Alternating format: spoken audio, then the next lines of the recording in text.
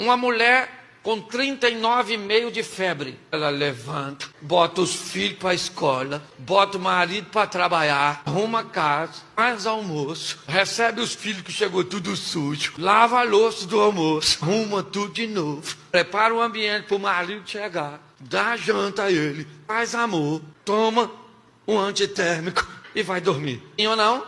O marido dessa mulher está com 37,5 de febre. Nossa, gente...